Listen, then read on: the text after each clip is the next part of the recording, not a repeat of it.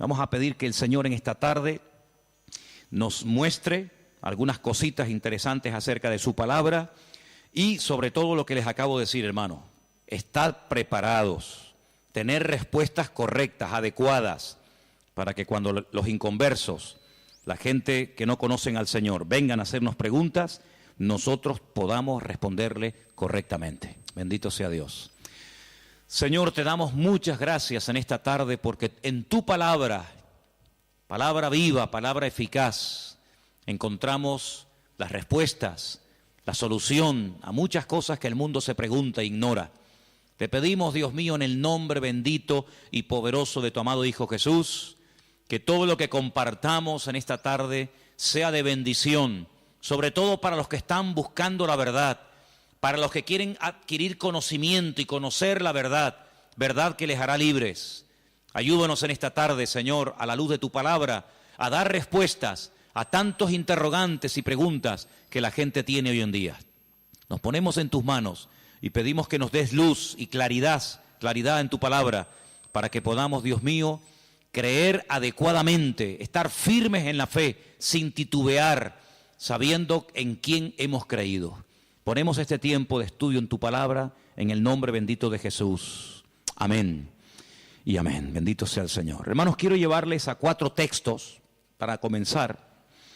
Y el primero va a estar en Jueces capítulo 11. Nos vamos a lo que llamamos Antiguo Testamento, al capítulo 11 del libro de los Jueces. Y vamos a leer concretamente el versículo 40. Jueces, repito, capítulo 11, versículo 40. Y dice la palabra del Señor lo siguiente. Presten atención a lo que dice ahí nuestro Dios. Jueces 11, 40. Y se hizo costumbre en Israel que de año en año fuesen las doncellas de Israel a endechar a la hija de Jefté, Gaaladita, 4 días en el año. Fíjense la palabra costumbre. Se hizo costumbre, no era costumbre hasta ese tiempo. Antes nadie se iba 4 días por el campo, por el monte, a llorar, a endechar a la hija de nadie. Pero ocurrió algo. Ustedes conocen que Jefté hizo un juramento que fue una auténtica locura, y fue la de presentar a su hija en sacrificio al Señor. Y entonces dice la palabra de Dios que a partir de ese día se convirtió en una costumbre en Israel que las jóvenes, que las chicas se fueran por los campos llorando, endechando, lamentándose de lo que le había ocurrido a la hija de Jefté. ¿Era un mandamiento bíblico? ¿Era algo que Moisés enseñó al pueblo de Israel en el desierto? No. Sino que se hizo costumbre. Empezaron un año y otro año, una generación y otra generación, hasta que aquello se convirtió en una costumbre. Y quiero en esta tarde que ustedes se den cuenta de que una cosa es la costumbre, la cultura, las tradiciones, y otra cosa muy diferente es lo que manda y ordena el Señor en su palabra. A nosotros nos tiene que dirigir la palabra de Dios, no las costumbres de las naciones. No es que esta costumbre, esta tradición lleva 500 años celebrándose en mi país o donde sea. Bueno, los años que se llevan celebrando las costumbres, cualquiera que sean, no le dan credibilidad a la costumbre. Durante muchos siglos era normal salir a una plaza pública y torturar o quemar a una persona, y todo el mundo iba como si fuera un espectáculo público, ¿verdad? Porque era la costumbre de la época. Bueno, pero eso no significa que como era la costumbre, pues está bien. Cuidado, la palabra costumbre, hábito, aparece desde un punto de vista positivo y desde un punto de vista negativo. Por ejemplo, la Escritura dice en el Evangelio según San Lucas que el Señor Jesucristo, conforme a su costumbre, iba el sábado a la sinagoga. Bueno, pero es que hay costumbres buenas, ¿sí? Y hay costumbres malas. En este caso era una costumbre que no tiene nada que ver con la palabra, pero como ya la gente lo hacía, pues el otro lo hacía y el otro lo hacía, y yo creo que ya después de años ni la gente sabía realmente el origen de esa costumbre, pero ya como que formaba parte de la cultura de la época. Quédense con ese detalle. Nos vamos al libro de Isaías, capítulo 2. Libro de Isaías, capítulo 2, versículo 6. Y dice lo siguiente, un texto, por cierto, muy interesante. Isaías 2, versículo 6. Ciertamente tú has dejado tu pueblo, la casa de Jacob, porque están llenos de costumbres traídas del oriente y de agoreros, como los filisteos que pactan con hijos de extranjeros. Uno de los reproches que el profeta Isaías lanzaba en la época en la que él le tocó servir al Señor en su ministerio es que ustedes se han llenado de costumbres que no son costumbres con una base bíblica, no son costumbres basados en un mandamiento de la Escritura, sino en costumbres, como dice aquí, importadas, traídas de Oriente, que no tienen nada que ver con ustedes. Por ejemplo, aquí en España, país en el que vivimos, pues se ha metido con una fuerza tremenda una fiesta, que era una costumbre de pueblos paganos, dicho sea de paso, que se ha celebrado hace poco, la famosa fiesta de Halloween, y tú estudias la historia de nuestros pueblos, aquí hay hermanos de otros países de Latinoamérica, y Halloween no tiene absolutamente nada que ver con la cultura latina. Absolutamente. Halloween no tiene nada que ver ni con Argentina, ni Uruguay, ni Venezuela, ni Cuba, ni España. Son costumbres importadas. Costumbres que no tienen nada que ver con nuestra cultura, pero a base de repetirlas y practicarlas un año y otro año, como que ya forman parte de una de las muchas fiestas que hay a lo largo del año. Eso precisamente es lo que dice el profeta Isaías en su época. Ustedes han abierto la puerta y se han llenado de costumbres traídas de Oriente, que no tienen nada que ver con ustedes. Y dicho sea de paso, la mayoría de esas costumbres traídas de Oriente eran costumbres paganas, costumbres que no tenían absolutamente nada que ver con la palabra del Señor. Vamos a avanzar. Libro de Jeremías, capítulo 10.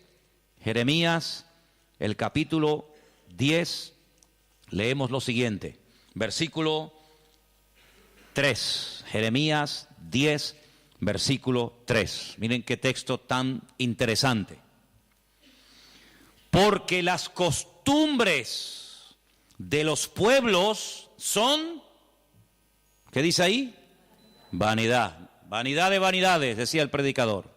Las costumbres de los pueblos son vanidad.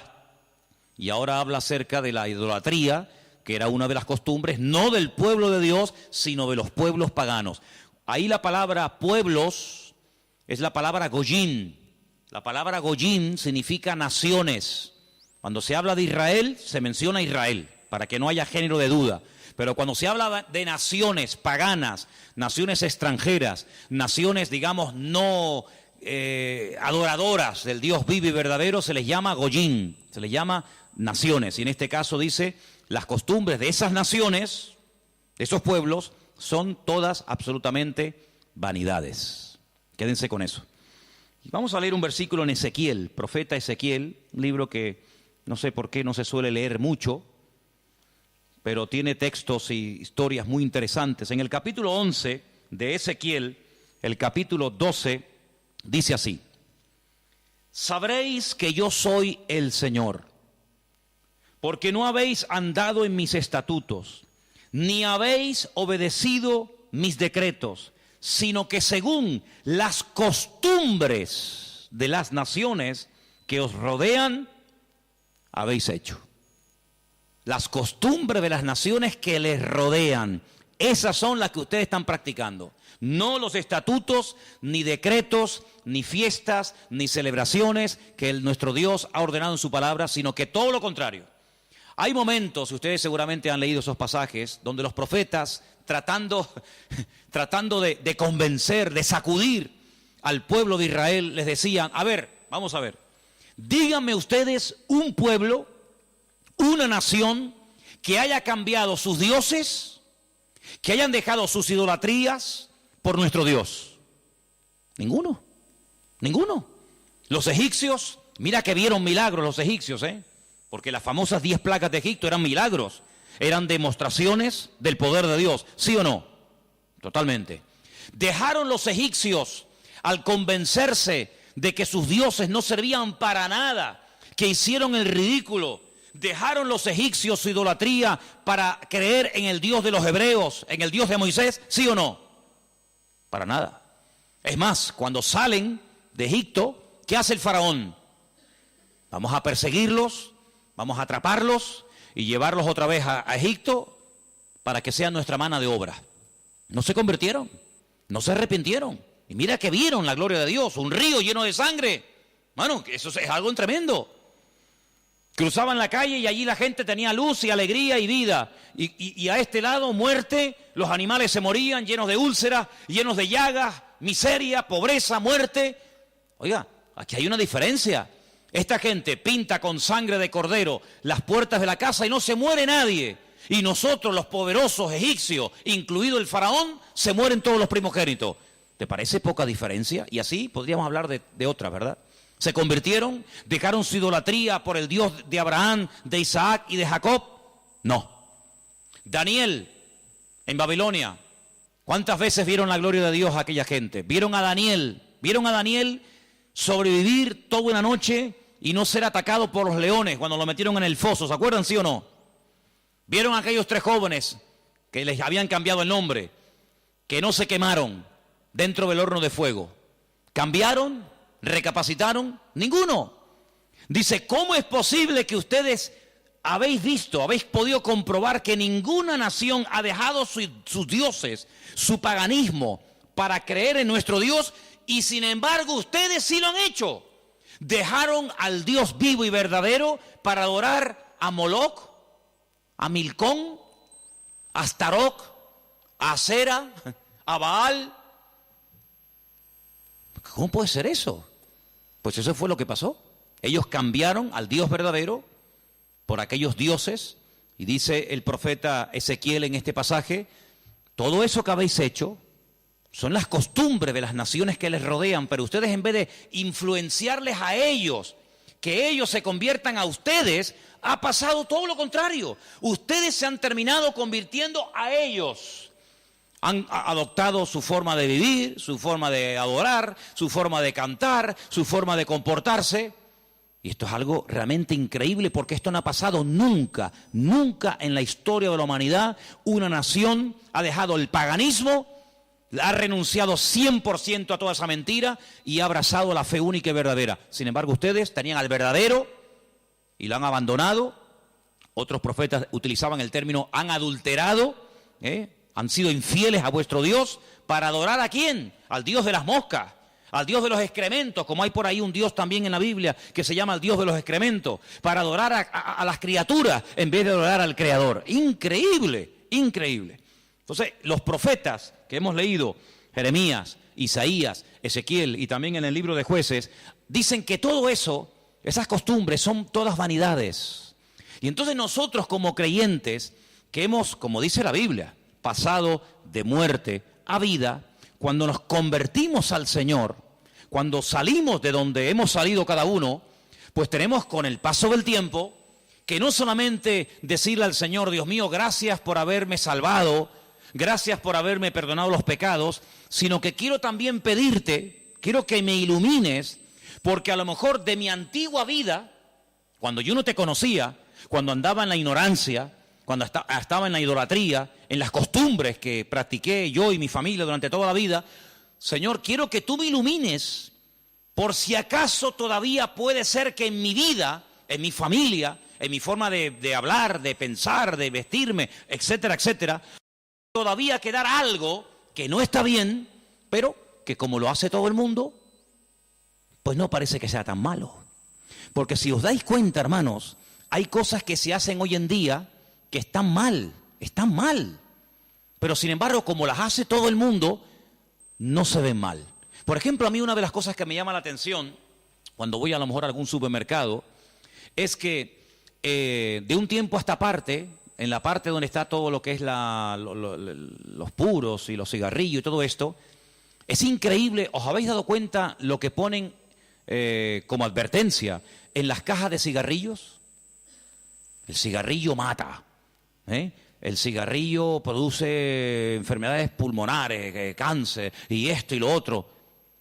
Pero ¿quién hoy en día iría por la calle poniéndole una multa a una persona por fumar? Nadie. ¿Por qué? Porque como lo hace todo el mundo, ya forma parte de una vida normal, pues no se ve tan mal. Pero cuidado, el que lo haga mucha gente no significa de que esté bien, ¿sí o no? Entonces puede ser que a lo mejor algunos de ustedes en algún momento se ha sentido, perdonen la expresión, como un bicho raro en su puesto de trabajo, con los amigos, con la familia, con los vecinos, ¿sí o no? Porque resulta que todo el mundo ve bien, pues ciertas y determinadas cosas que cuando vamos al manual, cuando vamos a la palabra de Dios, resulta que no solamente están mal, sino que incluso son pecado y abominación ante los ojos de Dios. Vaya usted a una manifestación de miles y miles y miles de personas a favor del aborto y párese en esa marcha y diga que el aborto es un crimen, que es un asesinato y que eso es una abominación delante de Dios. ¿Lo matan? ¿Sí o no? ¿Lo matan? Párese usted en una manifestación donde están llevando a una virgen, a un patrón, a un santo y diga, ¿pero qué estáis haciendo? Si nuestro Dios prohíbe todo esto, si eso es abominación delante de nuestro Dios, si en la base mínima, que son los 10 mandamientos, ya se prohíbe categóricamente todo esto, ¿te matan?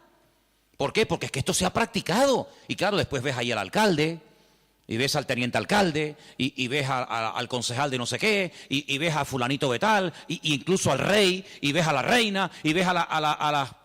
Entonces parece que como que no está tan mal porque lo practica mucha gente.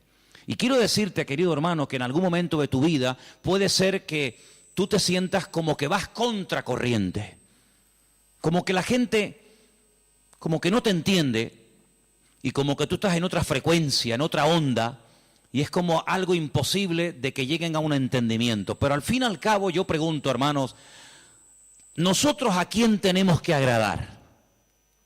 ¿A quién tiene que agradar usted? ¿A nuestro Dios, sí o no?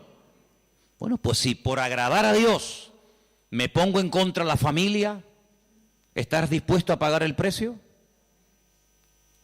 ¿Para qué te vas a bautizar? Con la edad que tú tienes. Si a ti ya te bautizaron tus padres cuando eras pequeñita, no lo pueden entender. Pero saben, hermanos, nosotros, repito, primero a quien tenemos que rendir cuentas a nuestro Dios. Y en segundo lugar, tarde o temprano, como dije el domingo pasado, la fe. Y cuando hablo de la fe, yo no me refiero solamente a la creencia, sino me refiero, cuando hablo de la fe, también aglutino nuestro estilo de vida. Porque nuestra fe es un estilo de vida. Somos diferentes, ¿sí o no? Somos diferentes. Somos diferentes a la hora de hablar, a la hora de pensar, a la hora de reaccionar ante una situación. Somos diferentes, lo queramos reconocer o no, somos gente diferente. Eso incluye también el concepto fe.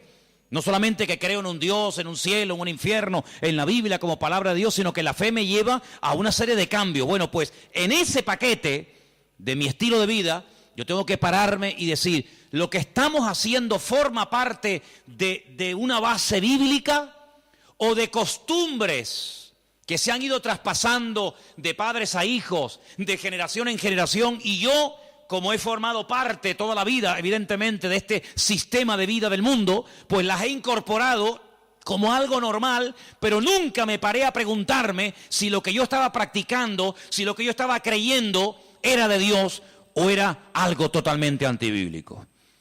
¿Quién te convenció a ti? ¿Cuándo te diste cuenta de que adorar imágenes no era de Dios? Algunos de ustedes lo hicieron toda la vida. Pero llegó un momento en el que dijiste, esto no es de Dios, ¿sí o no? El que fue ladrón, el que fue drogadicto, el que practicó la prostitución o cualquier otro pecado.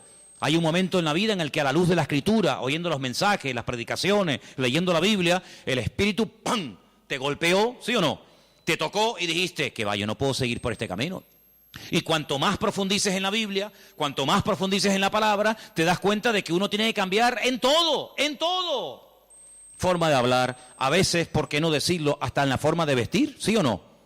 Hombre, vamos a ver, si por ejemplo una chica que está ejerciendo la prostitución esta tarde se convirtiera al Señor, seguramente la forma como esa chica se viste, que está diseñada para seducir, para atraer, para llamar la atención, pues cuando esa chica se convierta al Señor, lo más probable es que el Espíritu le ponga en su corazón que la forma como viste, pues es una forma que tiene una finalidad, pero que esa finalidad en absoluto la tengo que llevar a cabo en un culto. Por lo tanto, seguramente en un momento determinado el Señor le pondrá en su corazón, oye, vístete un poco más decentemente, más ¿sí o no? Seguramente que sí. Y el que toda la vida ha estado robando o toda la vida ha estado haciendo daño, seguro que el Espíritu le va a hablar en ese área de su vida. Pero luego hay otras cosas, como hemos leído, costumbres, que como que no las vemos tan mal. Y hemos visto a la luz de la palabra de Dios, solamente les di 4 textos, están ahí grabados por si los quieren después volver a leer, 4 versículos donde tenemos que analizar y preguntarnos las costumbres, no los mandamientos, las costumbres que estamos llevando a cabo, ¿son bíblicas? ¿Son de Dios? Y ahora vamos a pasar al tema que la gente nos pregunta mucho por internet. ¿Qué opinan ustedes acerca de estas fiestas navideñas? ¿Puede un cristiano? ¿No puede un cristiano? ¿Está bien esto? ¿Está bien aquello? Bueno, lo primero que tenemos que partir de la base es la siguiente. Nadie, absolutamente nadie, desde que el cristianismo o desde que Cristo vino a este mundo, y mira que lo han intentado, nadie sabe exactamente el día en el que nació el Señor Jesucristo. Nadie. A lo largo de la historia se ha especulado, incluso si ustedes se meten a estudiar este tema, incluso algunos llegaron a predicar y a enseñar en sus respectivos congregaciones o ministerios que Jesús nació entre marzo y abril. Otros entre septiembre y octubre. Y así diferentes opiniones. Por lo tanto, partimos de la base de que, lógicamente, el Nuevo Testamento, porque el Antiguo no te lo va a decir, porque no había nacido, el Nuevo Testamento en ninguna parte te dice exactamente el día en el que el Señor Jesucristo nació. Nadie sabe absolutamente nada. Sí sabemos que murió en una época en la que los judíos estaban celebrando una fiesta llamada la Pascua. Sí sabemos que hay una fiesta que nosotros la conocemos como Pentecostés, que su nombre original es Shavuot, la fiesta de las semanas, que el Señor la utilizó para que en ese día concretamente, pues aquel grupo que había en aquella casa fueran llenos del Espíritu Santo. Eso sí lo sabemos. También podemos saber con exactitud que el Señor Jesucristo, la noche que fue entregado y en ese lapsus de entre una hora y otra, y fue a ser crucificado, se estaba celebrando la fiesta de los panes sin levaduras que se unía a la de la Pascua. Todo eso está clarísimo. Y sabemos pues cuándo hay que celebrar la fiesta de la Pascua y la fiesta de Pentecostés y la fiesta de los tabernáculos. Todo eso lo sabemos porque está estipulado en la Biblia. Y te dice, contarás desde tal día a tal día, tanta semana. ¡Pum! Y eso es matemático. Pero en cuanto al nacimiento de Cristo, la Biblia no nos da ninguna información exacta de cuándo nació. ¿Por qué? Porque en nuestra concepción, entre comillas, cristiana, cometemos un gravísimo error. Y es que Jesucristo nació en un contexto judío, no en un contexto cristiano. Jesús nunca fue a ninguna iglesia evangélica, él toda la vida fue a sinagogas. Jesús nunca practicó costumbres cristianas, las costumbres que él practicó y su padre y su madre y sus antepasados eran costumbres judías, ¿verdad? Por lo tanto, para nosotros se comienza a contar desde el nacimiento del niño y dice, bueno, el niño nació el 2 de octubre, pues al año que viene, el día 2 de octubre, el niño cumple un añito, ¿sí o no? En la mentalidad judía no se cuenta el tiempo así. En la mentalidad judía, en el momento en el que la mujer sabe que está embarazada, en el que la mujer sabe perfectamente que sí o sí está embarazada, ahí se empieza a contar. No a partir del nacimiento a los 9 meses, ¿me entendéis? Por lo tanto, ya empezamos mal. Es como, por ejemplo, cuando nosotros decimos, bueno, ahora mismo aquí en Tenerife tenemos las 8 en punto de la noche. A las 12:01 será día viernes. Eso según nuestro calendario, según nuestra cultura, según la Biblia, ya es viernes. ¿Por qué? Porque en cuanto cae el sol y ya se puede ver aunque sea una sola estrella en el firmamento, automáticamente ya estamos al día siguiente. Entonces dice, entonces todos al revés. Bueno, hay que saber estas cosas. Nuestro calendario gregoriano, inventado, mandado a hacer por un papa, tiene 365 días. El calendario bíblico tiene 360 días. Otro dato a tener en cuenta. ¿Qué te parece? Y así podríamos contar cantidad de detalles que cuando uno va a la palabra, uno tiene que conocerlos. Porque si no ya estás partiendo equivocadamente. Y entonces decimos, el nacimiento del niño marca el momento de su nacimiento y de su próximo cumpleaños. Te vuelvo a repetir, la vida en la cultura judía, en la cultura hebrea, se cuenta a partir de la concepción, no a partir del nacimiento. Ahora bien, tengo aquí algunos datos que les voy a leer en esta tarde, que son muy interesantes, pero primeramente quiero decir lo siguiente. No sabemos la fecha exacta del nacimiento de Cristo. No hay ni un solo ejemplo, ni uno solo. Si alguien sabe de alguno, por favor que lo diga ahora, o calle para siempre. No hay ni un solo ejemplo en el Nuevo Testamento de nadie que haya practicado el nacimiento de Cristo, que haya celebrado, mejor dicho, el nacimiento de Jesús. La única fiesta que nos obligó el Señor a recordar frecuentemente fue, dice, haced esto, háganlo en memoria de mí. Y cada vez que comáis este pan y cada vez que bebáis esta copa, mi muerte estáis anunciando hasta que yo vuelva. Es una orden. Yo sé que hay movimientos cristianos o evangélicos que no practican esto de tomar pan y vino asiduamente, porque dicen que es algo simbólico. Bueno, yo solamente lo digo con todo mi respeto, no saben lo que se pierden. Y es una interpretación incorrecta. Yo creo que es bíblico y estamos todos de acuerdo, ¿sí o no? Que hay que partir el pan y el vino. Hombre, hay iglesias que lo hacen todos los domingos. Elena, por ejemplo, se crió en una iglesia que todos los domingos, sí o sí, todos los domingos a la mañana, se llama culto de comunión. Por eso, porque se da la comunión. Hay iglesias que lo hacen una vez al mes, otras iglesias una vez al año, etcétera, etcétera. Pero que hay que hacerlo, hay que hacerlo. Pero Jesús nunca dijo, los discípulos nunca dijeron, Pablo nunca escribió, Pedro nunca escribió, Santiago nunca escribió, ningún discípulo escribió, y también tenéis que recordar todos los años el nacimiento del Mesías. No. Mira, recordamos cuando partió el pan y el vino e inauguró el nuevo pacto. Recordamos su muerte, claro. Recordamos su resurrección. Recordamos la venida del Espíritu Santo en el día de Pentecostés. Recordamos un montón de cosas, pero bíblicamente no te puedo demostrar, no lo puedo hacer. Te estaría mintiendo. No te puedo demostrar bíblicamente que los primeros cristianos celebraban el nacimiento de Cristo. No lo hacían. Ni siquiera es un mandamiento de la Biblia el celebrar dicha fiesta. Entonces te estoy dando información para que lo sepas. La fecha exacta del nacimiento de Cristo no se encuentra registrada en el Nuevo Testamento. Ahora, el famoso día 25 de diciembre ha sido un día que en el mundo pagano, en el mundo greco-romano, ustedes saben que estaban los babilónicos, luego vinieron los medos persas, a continuación los griegos y después los romanos. El Antiguo Testamento, lo que llamamos vulgarmente Antiguo Testamento, termina con el imperio medo-persa. Pero cuando empezamos a leer el Nuevo Testamento, nos encontramos a los romanos. Y tú dices, ¿pero y los griegos? ¿Ves? La Biblia no te da información sobre los griegos. Pero entre el Antiguo y el Nuevo Testamento, que hay 400 años de silencio, ¿sabían eso, no? Nuestro Antiguo Testamento, ¿cuál es el último libro del Antiguo Testamento según nuestra Biblia? Malaquías. Pero cuando tú vas a una Biblia hebrea, tú te das cuenta que el último libro del Antiguo Testamento no es Malaquías, es Segunda de Crónicas. Da igual, el orden no altera los factores, ¿no? Sea uno, sea otro, son exactamente los mismos, aunque el orden es diferente.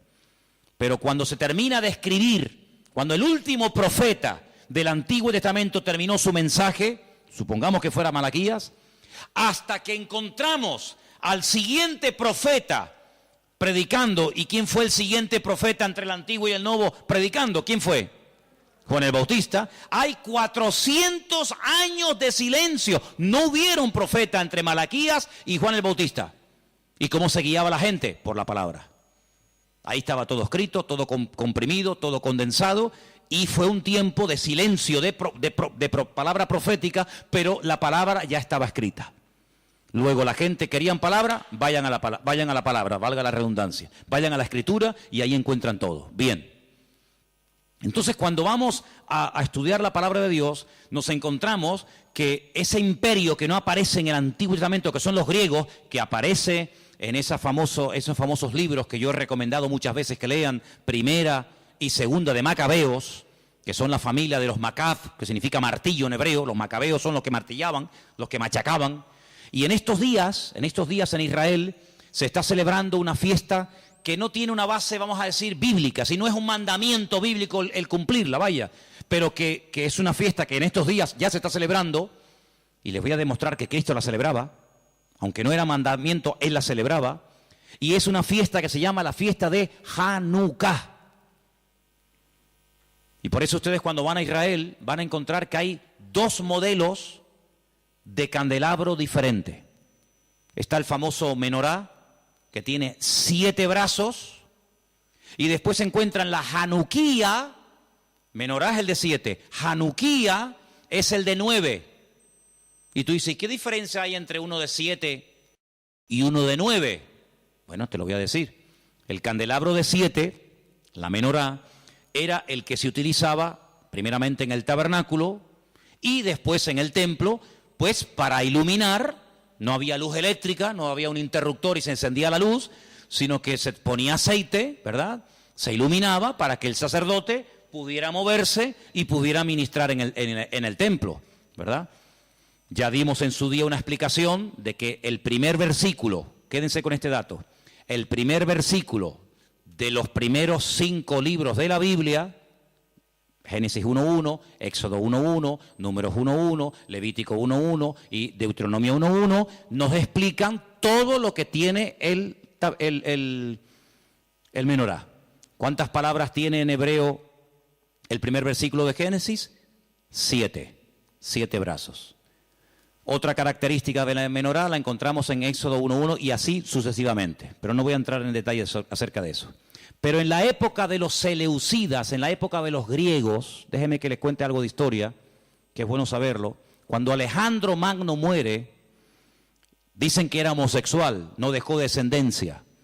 Es el único imperio que pervive después de la muerte del emperador, pero no en sus hijos, sino en sus generales. Por eso Daniel, cuando está en Babilonia, dice que él vio a un leopardo con 4 cabezas. Y las 4 cabezas son los 4 generales que cuando Alejandro Magno muere, se reparten en 4 pedazos el mundo que había conquistado Alejandro Magno, ¿verdad?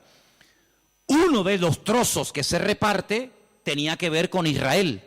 Y allí estaba el famoso Antíoco Epifanes, que era terrible, terrible. Ese fue el que se atrevió a meter a un cerdo dentro del lugar santísimo y sacrificarlo y de esa manera, humillar y avergonzar a Dios y en fin, tantas cosas, ¿no? Esa es la famosa abominación desoladora, la profanación del lugar santísimo. En esa época de los griegos había una familia compuesta por una serie de hermanos que se propusieron restaurar la vida política y espiritual de Israel. Los griegos dominaban, el templo lo habían convertido en un gimnasio, habían impedido los sacrificios y aquello era un desastre. Esta familia se levanta, primero un hijo, después el otro hermano, todos murieron como mártires, es una historia tremenda. Y estos macabeos, que no se llamaban macabeos, sino una especie de apodo, los que martillaban, los que golpeaban, pelearon militarmente, cuerpo a cuerpo con los griegos y los derrotaron, los vencieron, los echaron de Israel y restauraron el culto en el templo.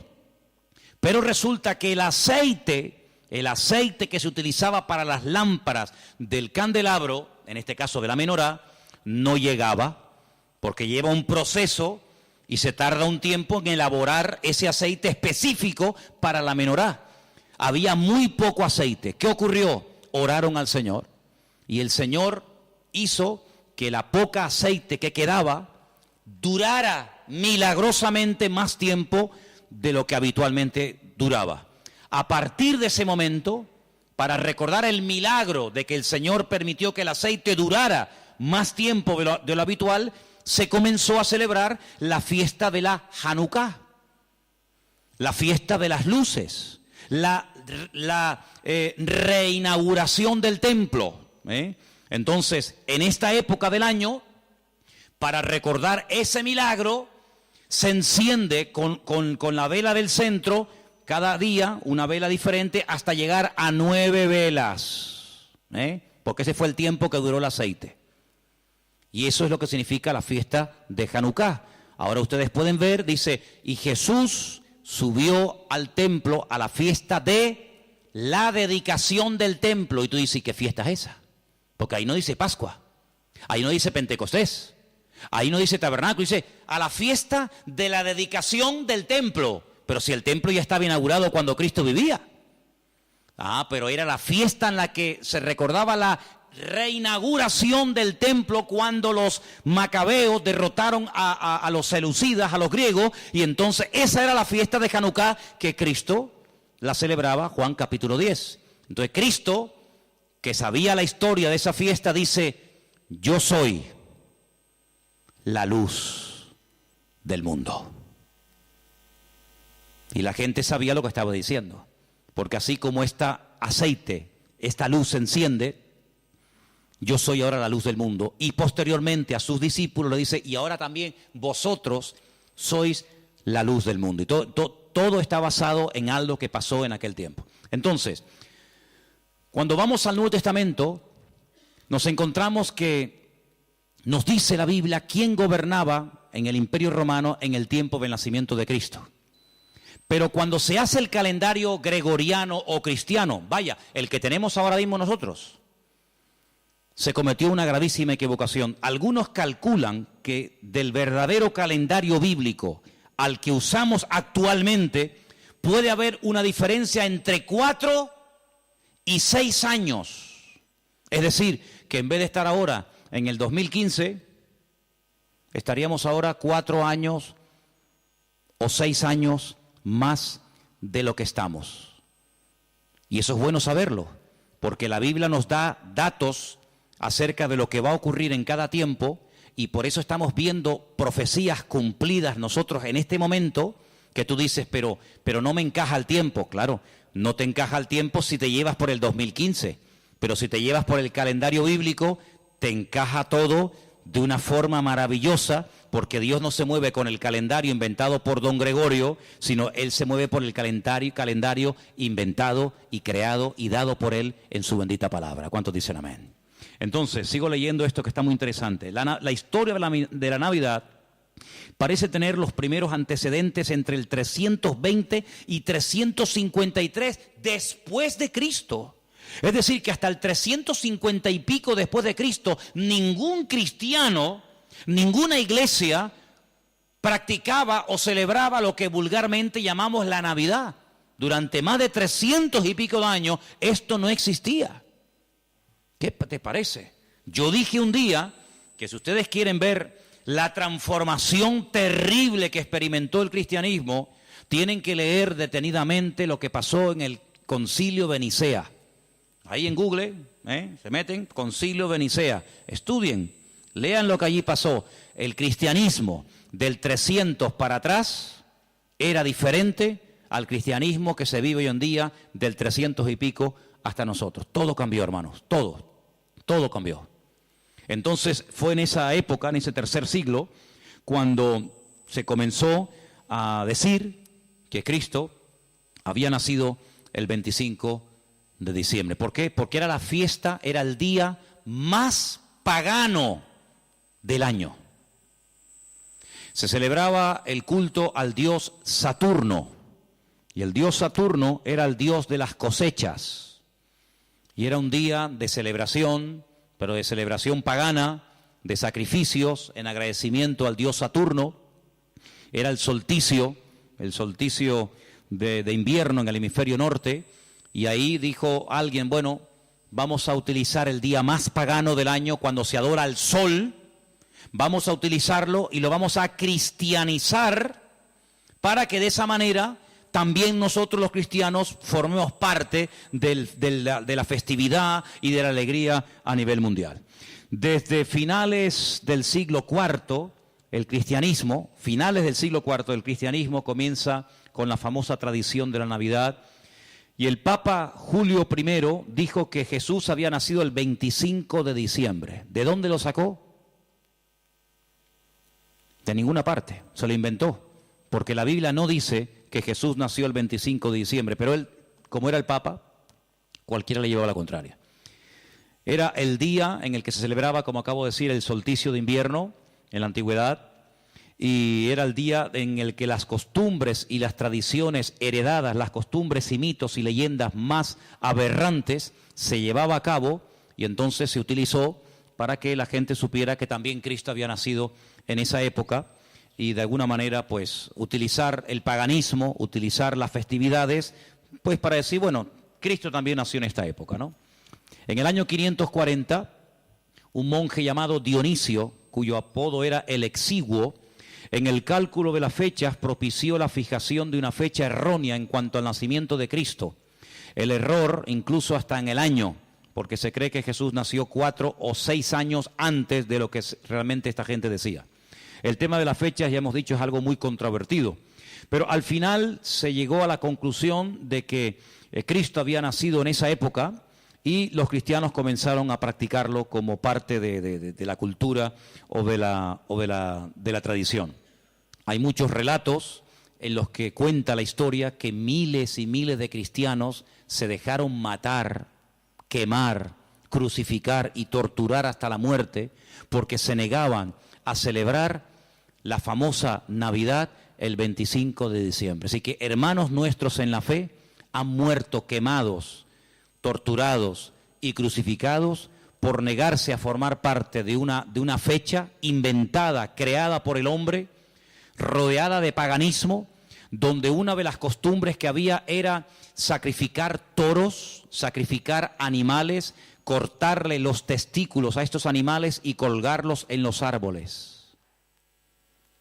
De ahí viene la famosa costumbre de colgar bolitas en los árboles, de la costumbre pagana de aquellos degenerados griegos y romanos que hacían este tipo de ofrendas y de sacrificios a sus dioses, y de ahí pasó.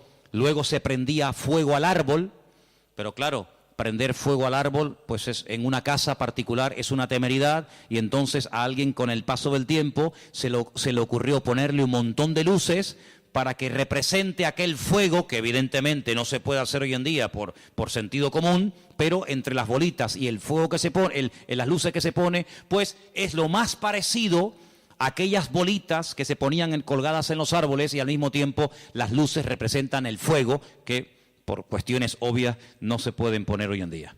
Así que Jesús no nació el 25 de diciembre, pero escuchen esto porque es muy interesante. La explicación más consistente de los historiadores es que el origen de la Navidad se tomó entre el siglo III y IV, ya lo hemos dicho, ¿verdad?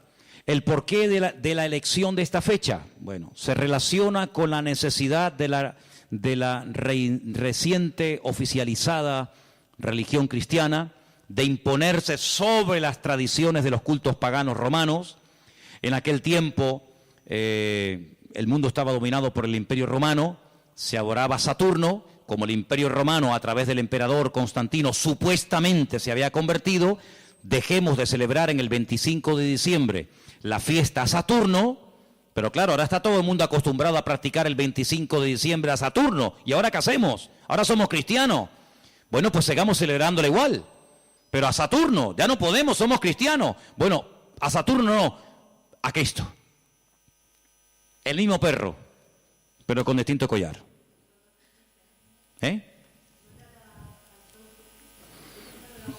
Adoraban al sol.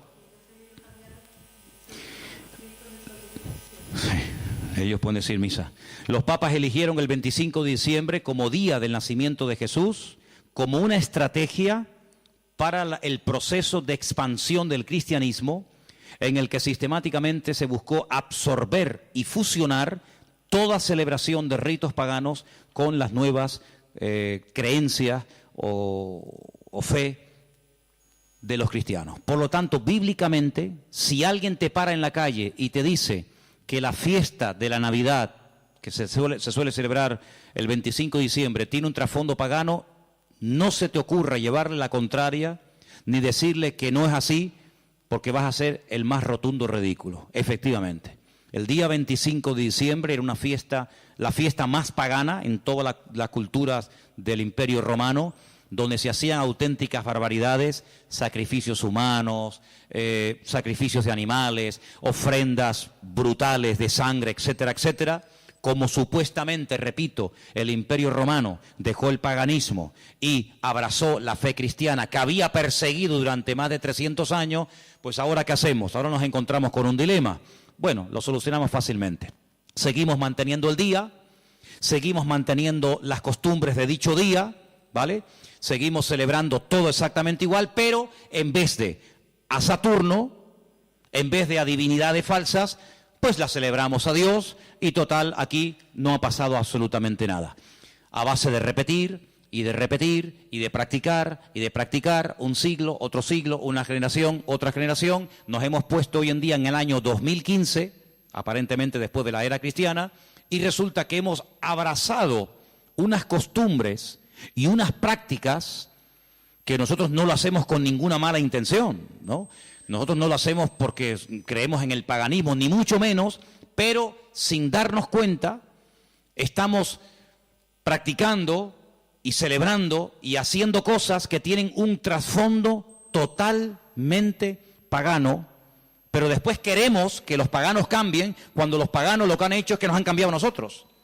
Y se han metido en nuestras casas, y se han metido en nuestras costumbres, y se han metido en nuestro vocabulario, y hemos visto, no de ahora, de hace ya muchos años, que en estos días, que teóricamente, vamos a decir, ha nacido el Señor, que no es así, ya lo hemos demostrado, pero que teóricamente teníamos que celebrar su nacimiento, resulta que se ha convertido en una fiesta, ¿de qué? De despilfarro, de derroche, de negocio, donde después se habla de la famosa cuesta de enero, porque la gente empezó a regalar y a comprar y a regalar y a comprar, a regalar y a comprar cosas que después en enero se arrepienten o no usan o quieren cambiar, y después resulta que ya el año, en vez de empezarlo libre de deudas, ya lo empiezan con más deudas, aparte de las que ya tenían del año anterior.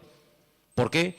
Porque la fiesta así lo requiere. Porque si no le regalamos al abuelito, y si no le regalamos nada al niño, y si no le regalamos nada a la abuelita, o al tío, o al papá, o al sobrino, pues como que es una falta de educación, y como que falta el amor en la familia, y como que todos nos hemos vuelto locos, y nos hemos fanatizado, porque ahora somos cristianos. No, mi hermano, aquí no nos hemos vuelto locos, sino que ¿sabe lo que pasa? Que el conocimiento confronta, y el conocimiento compromete. Por eso hay gente que dice, yo prefiero no saber nada, y seguir en la ignorancia. Pero ¿sabes qué? Cuando estamos en Cristo, estamos obligados, estamos comprometidos con la verdad. Y la verdad nos hará libres en la medida, no es como un botón, la verdad os hará libres. Eso no cuesta nada decirlo. La verdad nos hará libres siempre y cuando interioricemos y practiquemos la verdad. Porque yo puedo conocer la verdad, pero la verdad si no la vivo, si no me la aplico, si no la practico y si no la interiorizo, la verdad simplemente no hace absolutamente nada.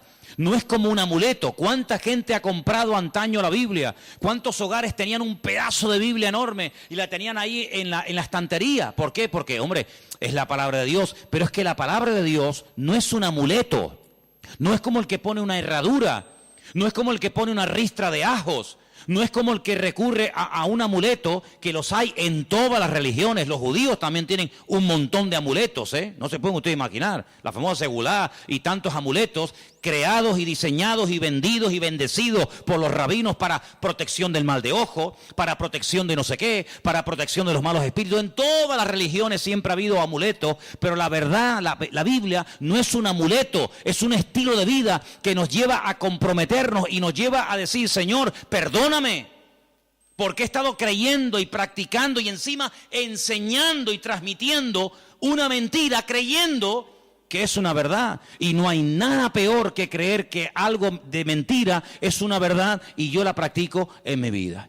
Hermanos, en estos días, generalmente en todas las iglesias, incluido esta, suele ocurrir algo muy común. Y es que, por ejemplo, lo notamos, ¿no? Y no es que llevemos un control excesivo del tema, pero les cuento la realidad.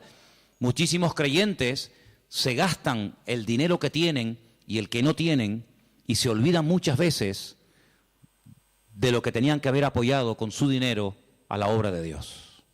¿Por qué? Porque hay que comprar regalos a todo quisqui, y hay que tirar la casa por la ventana. Y si nos vamos a la noche a la cama sin tener toda la mesa llena de comida, como que no hemos celebrado Navidad. Y yo pregunto, imaginémonos por un instante, que no es así, pero trabajemos con la hipótesis. Bueno, vale, nació el 25 de diciembre, vale, perfecto. Si realmente nació el 25 de diciembre, ¿a quién tendríamos que celebrar la fiesta? Me imagino que al Señor. Pero nosotros somos tan listos que nos hacemos la fiesta para nosotros. Y tendríamos que traerle regalos a Él. ¿Cómo? Bueno, pues ¿qué le hace falta a la iglesia? Pintarla. Yo regalo este año la pintura. Si el cumpleaños del Señor y esta es la casa del Señor, ¿qué le hace falta a la iglesia? Más sillas, yo las regalo. Pero no hacemos regalos al que cumple años, teóricamente, sino que nos hacemos regalos a nosotros. A papá, a mamá, al tío, al sobrino. Y yo digo, bueno, ¿el cumpleaños de quién es? ¿Tuyo? ¿O es el del Señor? Porque si es el del Señor, al que menos le hemos regalado ha sido a Él. Resulta que nos hemos regalado a nosotros. Y tenemos, los que tengan, ¿no?, el árbol lleno de docenas de juguetes y docenas de regalos. Y tú dices, ¿y el regalo del Señor dónde está? Porque la iglesia no puede sufrir en estos tiempos, en este mes de diciembre, porque teóricamente sería el mes de más abundancia, ¿sí o no? Tendría que ser el mes en el que sobraran Biblias, sobraran sillas, sobrara de todo, porque es el día especial del Señor. Pues ¿saben qué? Suele ocurrir generalmente todo lo contrario. Es cuando tal vez menos nos acordamos del Señor. Ahora, nosotros vamos a utilizar la fiesta que el mundo inventó, no el Señor, no la iglesia primitiva, no la Biblia. Nosotros vamos a utilizar la fiesta que inventó el mundo para decirle al mundo el motivo por el cual el Señor vino a este mundo. Que no fue otro más que morir por nuestros pecados, derramar su sangre y restaurar nuestra vida y sacarnos de la miseria y de la ignorancia y ponernos en el reino de su amado Hijo. Eso es lo que vamos a hacer.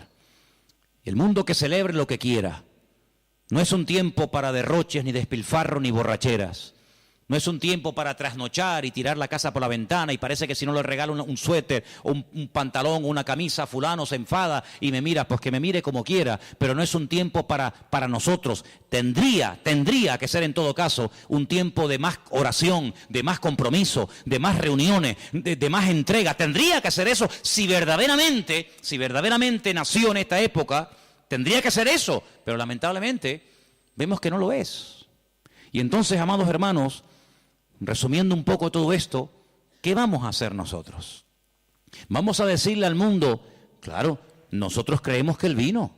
¿Cómo no lo vamos a creer? Nosotros creemos que Él nació y que Él vivió en esta vida y que Él murió y que Él resucitó y que digan lo que quieran, pero vino con propósito, vino con un objetivo, no vino para entretenernos, no vino para que ahora en diciembre tiremos la casa por la ventana, luego en abril, marzo, abril, volvamos a recordar toda la tragedia de la sangre, de la muerte, de Pilato, de la crucifixión, de la tumba, de los latigazos, etcétera, etcétera, y el resto del año. No, hermano, no vamos a dejarle al mundo que nos diga cuándo y dónde tenemos que celebrar lo que tendríamos o no que celebrar.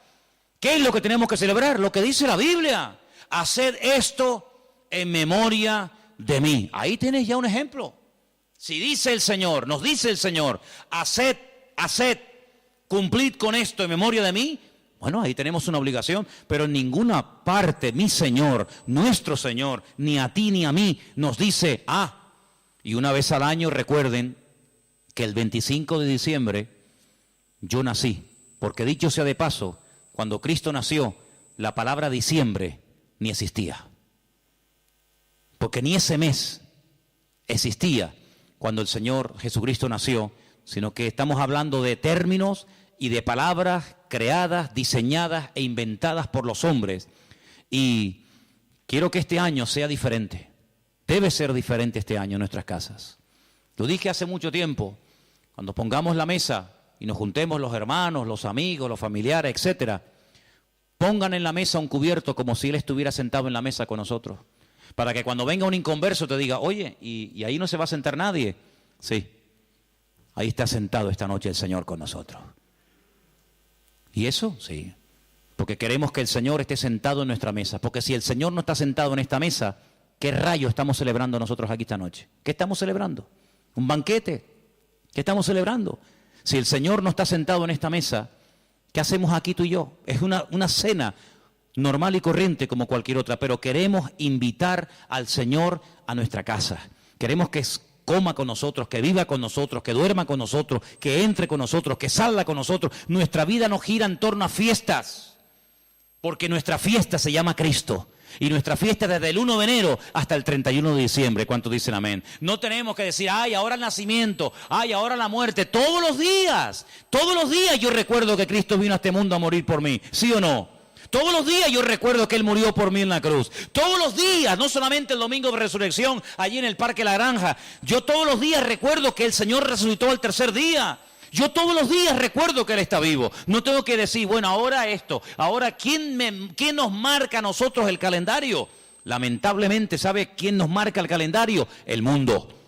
El mundo se ha metido en la cultura de tal manera que dice, no, ahora carnavales, ahora Halloween, ahora Semana Santa, ahora la Ascensión de María, ahora el Puente de la Constitución. Y le hemos dejado al mundo que nos organice el tiempo y nos diga incluso cómo tenemos que comportarnos en cada época del año.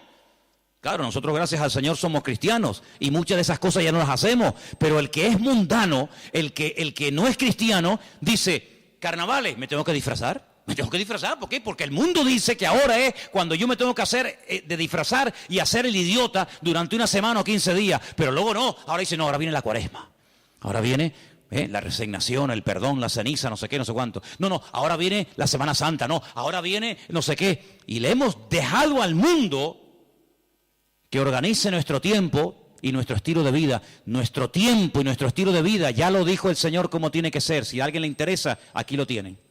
Señor, ¿qué tengo que celebrar en marzo? Señor, ¿qué tengo que hacer en diciembre? ¿Qué tengo que hacer cada día de la semana? Aquí está el manual. No le dejemos al mundo que nos organice, porque mira, yo me acuerdo que hace años, y termino, en España no se celebraba Halloween. ¿Cuánto tiempo lleva esta fiesta entre nosotros más o menos? ¿Alguien más o menos sabe? 8 años. Bueno, 8 años. Y nosotros ya tenemos una edad. Luego, durante muchos años de nuestra vida, esta fiesta en España no se celebraba. Íbamos a un centro comercial en esta época de noviembre, creo que se celebra esta fiesta terrible, y no había ninguna calabaza, no había ninguna cosa de terror. ¿Por qué? Porque esta fiesta no se había introducido. Pero mira cómo la metieron. Mira cómo la metieron, amigos. Y el otro día, el Black Friday. Ya nos metieron otra. Y en enero, ahora y el mundo tiene, hermano, lo tiene tan claro, el diablo tiene tan claro los objetivos que dice, mira, a la gente le gusta varias cosas. Comer bien, vestir bien, vivir bien y divertirse. Perfecto. Como no quieren ser guiados por el camino de la palabra, como no quieren ser guiados por el camino de Cristo, sino quieren seguir por el camino del relajo, por el camino del despilfarro, pues yo le voy a dar. Y el diablo le da a la gente lo que quiere. ¿Quieres carnaval? Toma carnaval. Y tú dices, ¿cómo puede ser que un país que ha estado años en crisis llegue la fiesta del carnaval y no haya pagas para gente que no tiene nada y que están en el paro y que no tienen los pobrecitos nada? Y resulta que ayuntamientos den subvenciones de miles y de miles de euros a personas para que tiren la casa por la ventana durante una semana o durante un mes. ¿Cómo es posible? Es que el pueblo quiere eso. El pueblo quiere eso. En el pueblo de Tordesillas, en la provincia de Valladolid, la tradición del toro de la Vega. ¿Quién no ha oído esa barbaridad? Cogen un toro bravo, lo sueltan al campo y miles y miles y miles y miles de personas lo rodean, lo pinchan, lo clavan, lo torturan. Cuando ya el animal está reventado que no puede más, llega uno, rácate, le clava una lanza, lo montan en un caballo, lo llevan al pueblo y es el héroe, porque este año ha matado el toro de la Vega.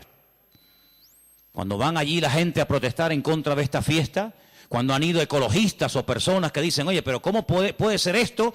Los han sacado del pueblo a patadas, los han apedreado. Y cuando los periodistas pueden acercarse a uno de aquellos fanáticos, ¿saben lo que les dice? Nunca dejaremos de celebrar esta fiesta en nuestro pueblo, porque esta es una tradición que hemos tenido en nuestra tierra de toda la vida. Y es como si la tradición impera por encima de la razón. Primero la tradición, luego la razón. Primero la tradición y luego todo lo demás. Pero vamos a ver, pero como creyentes vamos a entrar en ese juego. Hermanos, muchos de ustedes cuando entraban al agua y se iban a bañar no se persignaban. O cuando pasaban por una cruz no se persignaban. O cuando pasaba un coche fúnebre no se persignaban. ¿Lo siguen haciendo? ¿A que no? Pero si lo hicimos toda la vida. Pero ya no. Ya no. Porque hemos entendido de que hemos pasado de muerte a vida. Pero sigamos pasando de muerte a vida. No nos quedemos en mitad de camino. No digamos, ya no adoro a esto, ya no adoro a aquello, ya no adoro a esto, ya no hago tal. Pero alguna cosita me queda. Me queda esto y bueno, total son unos días. Hermanos, sigamos avanzando. Ese fue el gran error de Israel. Entró, conquistó cuatro cachitos de tierra. No, toda la tierra tenés que conquistar. No, Jericó, un poquito por aquí, un poquito por allá. Sí, pero escucha, es que allí viven los filisteos. Ah, bueno, no importa. Y allí viven los amorreos. Y allí viven los no sé qué. Total, tenemos ya 4 casitas. Nuestras vaquitas, nuestras ovejas, nuestras gallinitas. No, hijo, tienes que conquistar toda la tierra, porque si no los conquistas, ellos mañana se vuelven contra ti y te van a conquistar. Y en la vida cristiana no es conquistar el tabaco, la droga, la prostitución, la mentira, el soborno, no sé cuánto. Bueno, ya estos días ya están vencidos. Gloria a Dios.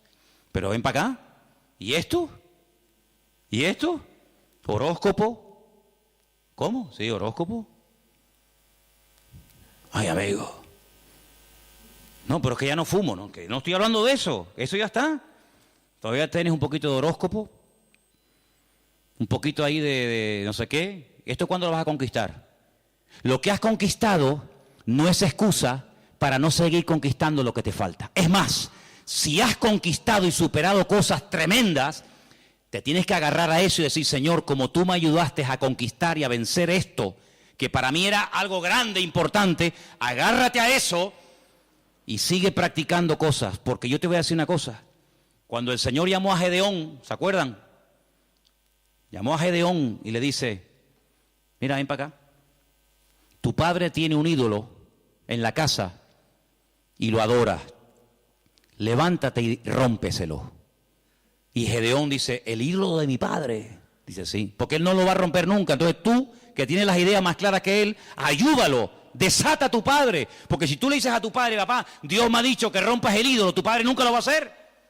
Pero tú sí lo tienes claro, ayuda a tu padre. Tú tienes más luz que él. Y entonces dice que lo hizo de noche. No se atrevió a hacerlo de día. ¿Saben la historia, no? Se levanta, despedaza el ídolo del padre. Y al día siguiente, ay mi madre, se monta la marimorena en la ciudad. ¿Quién rompió el ídolo del fulano de tal? El ídolo, el muñeco, la imagen del padre de Gedeón. Sale el padre de Gedeón, se entera y dice, bueno, si era tan poderoso, no fue capaz de defenderse. No sé quién habrá sido, pero vino alguien, lo rompió y no fue capaz de defenderse. Luego, no era tan Dios como yo creía que era. Fíjate que el hijo ayudó a que el padre se diera cuenta de que había estado adorando a un muñeco, creyendo que era un Dios poderoso, y cuando le atacaron, como es un ídolo, no pudo defenderse. Mira como un pequeño detalle, bueno, pequeño, como un gran detalle de su hijo, le ayudó a su padre a decir, oye, gracias, porque hoy me he dado cuenta de que yo estaba adorando a un muñeco. Hermano, hay gente que a lo mejor dice, mira, yo esto lo voy a dejar de hacer. ¿Por qué? Porque no es de Dios. Pero hay gente que no tendrá la fuerza. ¿Por qué? Porque la costumbre, la tradición, la familia, la sociedad, no sé qué. No te preocupes. Yo le digo a la gente, mira, ¿usted le da miedo romper los muñecos que tiene? Ay, sí, porque me da cosita. Tráigaselo, que yo se los rompo. Yo le ayudo. No será la primera vez que me voy a ese patio ahí y me lío a martillazos con Pedrito, con Juanito y no se defienden tú, ¿eh? Los desmigajo todos, ¿eh? Y no se defiende ninguno. Y le digo, ¿te das cuenta cómo nos han defendido? Entonces, hermano, hay cosas que tendrás que romper tú. Tú tendrás que romperlas y quitarlas de tu vida. Pero hay momentos en los que Dios te pondrá en una casa, en una familia, para decir, mira, déjame ayudarte. Déjame demostrarte que esto no sirve para nada. Y ahí se van a dar cuenta, con ese acto de fe y de obediencia que tú has ejecutado, se van a dar cuenta de que verdaderamente estaban creyendo en una mentira. Yo les he dado de comer, les he dado información, hagan lo que les dé la gana, como dijo Josué, hagan lo que quieran, pero yo en mi casa serviremos al Señor. ¿Oramos? ¿Les parece? Venga, oramos. Cierre sus ojos y recuerde lo que ha oído esta noche, porque el conocimiento compromete y confronta, y sin confrontación no hay cambio. Por eso esta noche Dios te ha dado una información y te ha dicho, esto viene de esto, esto y esto. Tú sabrás lo que haces, pero te damos gracias porque tu palabra es luz.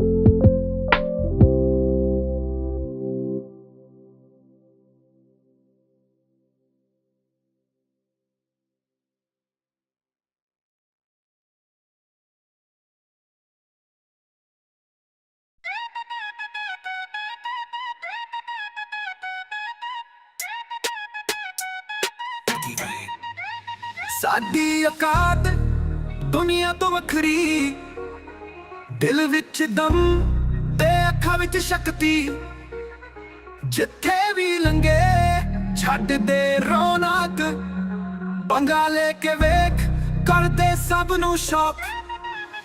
ਸਾਡੀ ਔਕਾਤ ਸਾਡੇ ਨਾਮ ਦਾ ਰਾਜ, ਚੱਲਦੇ ਜਿਹੜੇ ਵੀ ਬਣ ਜਾਵੇ ਅੰਦਾਜ਼। ਗੱਲਾਂ ਵੀ ਸਾਡੀ ਜ਼ਮੀਨ ਤੋਂ ਹਾਈ, ਸਾਡੀ ਔਕਾਤ ਕੋਈ ਨਾ ਕਰਦੇ ਟਰਾਈ।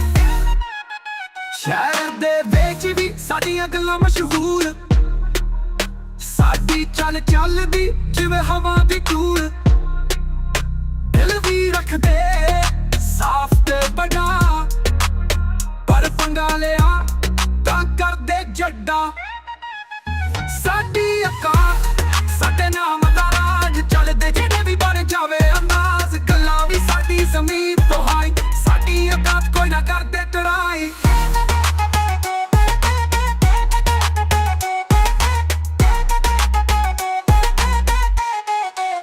ਉਹ ਅਸਲੀ ਯਾਰੀ ਤੇ ਸਵੈਗ ਨਾਲ ਭਰਪੂਰ, ਦੁਨੀਆ ਦੀਆਂ ਗੱਲਾਂ ਸਾਨੂੰ ਲੱਗਦੀਆਂ ਜ਼ਰੂਰ। ਜਿੱਥੋਂ ਵੀ ਗੁਜ਼ਰੀਏ ਬਣ ਜਾਵੇ ਬਾਤ, ਸਾਡੀ ਔਕਾਤ ਦੁਨੀਆ ਵੀ ਕਰਦੇ ਸਲਾਮ। ਸਾਡੀ ਔਕਾਤ ਜਿਵੇਂ ਸੂਰਜ ਦੀ ਰੋਸ਼ਨੀ, ਦਿਲ ਵਿੱਚ ਜਜ਼ਬਾਤ ਤੇ ਦੁਨੀਆ ਦੀ ਖੁਸ਼ੀ।